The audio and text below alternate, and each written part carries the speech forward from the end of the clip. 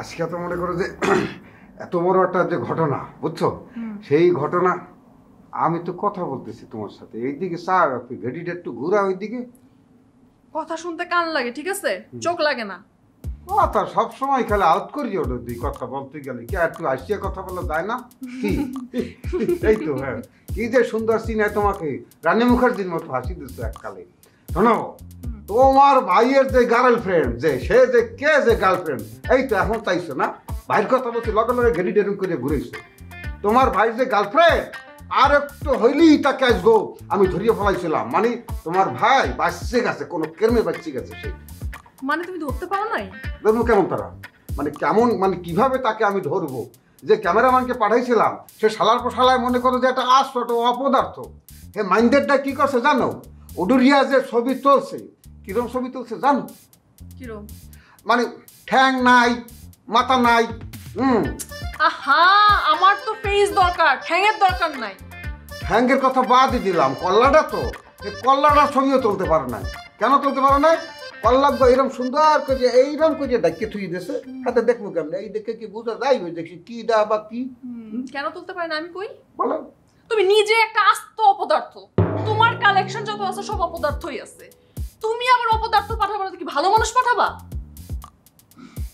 একটা কাজ যদি ঠিক মতো করতে পারছে, একটা দায়িত্ব আমি দিয়ে কোনোদিন পেলাম না যে কাজটা ঠিক মতো দিয়ে। কথাবার্তা যে বলো হাজবেন্ডের সাথে, আমি তো বুঝি না কোনো অপদার্থ বলতে আছে এগুলি। আমি যদি অপদার্থই হইতাম তাহলে যে সুন্দর করে যে কথা বলতেছি এই কি বলতে পারতাম? এই যে তোমাকে যে মাঝে মাঝে সুন্দর করে SMS দিই, লাভ লেটার দিই, সে কিন্তু পারতাম। আবার শুরু হলো না? ও ঠিক আছে, শুরু করবো না। তবে শোনো, এই যে ক্যামেরাগ্রাফার যে সেই মানে ওই ক্যামেরাম্যান, হ্যারও খুব একটা দোষ দেওয়া যাইবে না। তাহলে দোষটা কার? দোষটা কে আর না, কিরপিন নে তোমার ভাই। সে যে এত চালাকের চালাক আর এত বুদ্ধিমানে উডুরিয়াটায়, হ্যাঁ, পেটটা মোটা দেখো না, গরুর গোস্ত আর বুটের ডাল খাইতে খাইতে পেটটা মোটা হয়ে গেছে কতখানি। খাইতে বলে তো 1.5 কেজির নিচে ওঠে না হিন্দা, এখন তো আউট করে উঠবা। তো সে এমন এক জায়গার মধ্যে বসছে মেয়েটাকে নিয়া, যাতে কোনো কেরমেই মানে কোনোভাবেই ক্যামেরা মতো অ্যাঙ্গেলটা বুঝতেই পাইতে আসে না, কীভাবে কোন দিক দিয়ে এরকম করে ধরবে, এরকম করে ধরবে, কোনোভাবেই পায় না। এমনভাবে সে রাখছে এই ধর গাইলচা মালচা এইগুলি আসে, সেই জন্য ক্যামেরাম্যান পারে না। আর তো দোষ না, ভাগ্যিস তুমি ছিলা জন্য আমি এটা জানতে পারলাম যে আমার ভাই অনেক চালাক। এতদিন তো জানতে পারি নাই যে আমার ভাই চালাক। চালাক অবশ্য দুইজন ভাই ওই কি করছে, এই লাইটটাও পাল্টান লাগবে, এটা একটু টিম করতেছে আবার। এই যে শোনো, তোমার ভাই যে প্রেমিকা মানে তোমার যে লাভ আসছে, সে হেও কিন্তু কম চালাক না।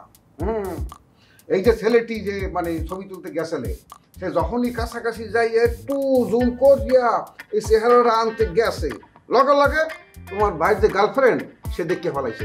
দেখার সাথে সাথে যে ওনা মোনা দিয়ে এরকম চেহারা এমন প্যাস মারছে যে কোনোভাবেই সে তার চেহারার ছবিটা তুলতে পারে নাই। সেক্ষেত্রে ক্যামেরাম্যানের তো কোনো দোষ দেখতেছি না, সেও চালাক আসলে। সে তো জুম করার জন্যই গেছিলে কাছাকাছি, আবার ফেরত চলে আসছে লড়ান খাইয়া। কিন্তু এখানে আমার একটা প্রশ্ন আছে, তোমার ক্যামেরাম্যান এরকম ঘটনার পরে তো মাইর খাওয়ার কথা খায় নাই? মাইর তো খাওয়ারই